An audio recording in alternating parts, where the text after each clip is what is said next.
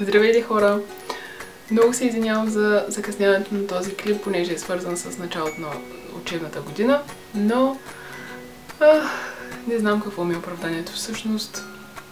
Бях заснела кадрите доста отдавна, но не седнах на така и не седнах да ги редактирам. Надявам се да има една част от вас, които все още не са си направили ученическите пособия и този клип все още да им е полезен, а на тези от вас, които са ги направили, може би ще ви дадат идеи за втори семестър, когато отново си оправите тетрадките.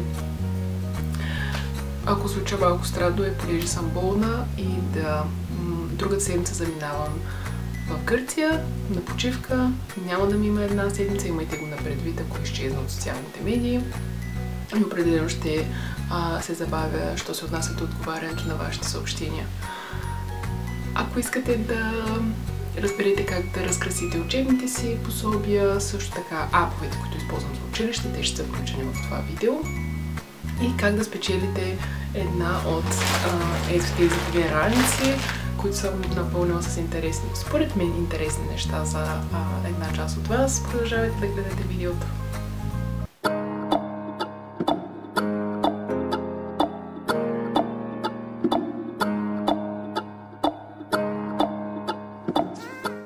В момента на екрана виждате всички неща, които ще са необходими.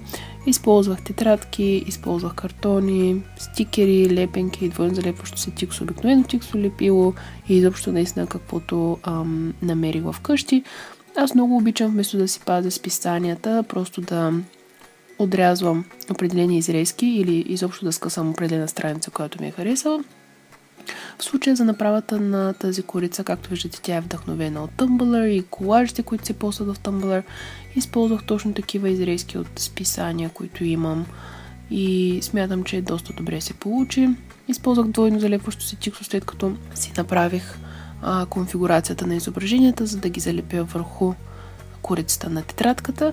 И след това единственото нещо, което направих, за да подсигуря картинките през цялата учебна година, да залепя тиксо по цялата дължина на корицата, защото наистина смятам, че е малко по-безопасен вариант и така изображенията няма да изпопадат по време на учебната година. Лично на мен много ми хареса като идея. Аз съм си правила подобни неща. Може да си направите папки, може да си направите корици на тетрадки и изобщо да експериментирате. Също така може да си направите и някакъв вид табло за вашата стена, ако искате. Смятам, че е много интересен начин за разнообразяване на точно такива изрезки от списания, които всички трупаме по шкафовете си и никога не успяваме да гледаме. Имаме още една идея за разкрасяване на тетрадка. Нищо особено, но просто с тези лоши тейп, които са изключително нашумели напоследък.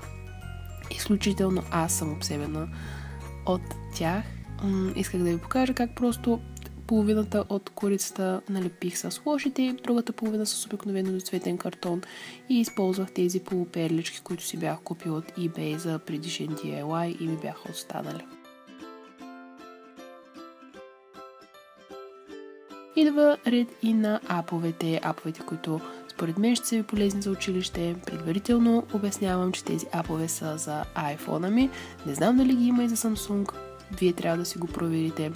Абсолютно всички от тези апове са безплатни в App Store, затова не се притеснявайте да ги погледнете.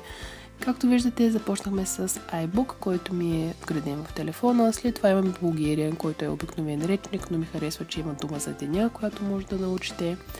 След това идва ред на Translate, в който пишете си някакво изречение, което ви се превежда на друг език. Цялото изречение и смятам, че е много полезен. Имаме няколко математически апа. После имаме Quizlet, който е много удобен за тези от вас, които обичат да си правят флашкардове, само че да им се занимава да си ги правят от истинска хартия. После преминаваме към My Homework. My Homework е нещо като дигитален календар, в който да записвате кога трябва да предадете дадено домашно и с каква сложност е. Quizlet е изключително забавен ап. Като цяло е свързан с доста игри, но според мен може да си упражните и географските познания, защото, както виждате, играя с познаване на флаговете на държавите. После имаме Math Brain Booster. Този ап според мен е подходящ за малко по-малките от вас, които учат таблицата, може би от 1 до 4 клас. Един от любимите ми апове е School A to Z. В него има доста определения като речники и също така много хубава функция е неговия Spelling Bee, в който апа ви казва дума, която ви трябва да напишете правилно. И да, много хубав ап. Последният ап за тази вечер, не знам защо казвам вечер, за днес, е Duolingo. Ако сте много добър по английски, този ап ще ви помогне да научите италиански, испански и изобщо има няколко опции за научаване на други езици под много лесна и игрива форма. И да, това са всички апове, които имам на моя телефон. Това беше видеото за днес. Много се надявам да ви е харесало. Ако това е така, не забравяйте да му дадете палец нагоре, не забравяйте да се абонирате за моя канал, да ме последвате в Twitter, в Instagram, в Facebook и в Snapchat. Всички линкове ще са посочени малко по-долу в информационното табло за ваше улеснение. Също така, все още не съм измислила правилата за giveaway, но те ще са написани отново по-долу в описанието. Ако искате да спечелите една от двете раници, както вече споделих с вас във Facebook, двете награди ще се раздават в YouTube, защото през изминалите няколко седмици раздадах награда от YouTube, не от YouTube, от Instagram, от Twitter и една в моята Facebook страница. Единственото място, което остана е YouTube, затова реших и двете ранички да са за вас. И да, не забравяйте да сте се абонирали за канала ми, това ще е едно от условията, които със сигурност знам все още. И да... Махнах си омбрето, забравих да ви се похваля и се постригах, затова косата ми е доста по-къса, но отново старата визия, която доста ми липсваше. Благодаря ви, че си споделяте мненията, просто обожавам да чета вашите коментари. И гърлото ми много взе да ме боли вече, затова ще спра да приказвам. Да, ще се видим съвсем скоро, след като се върна от Гърция.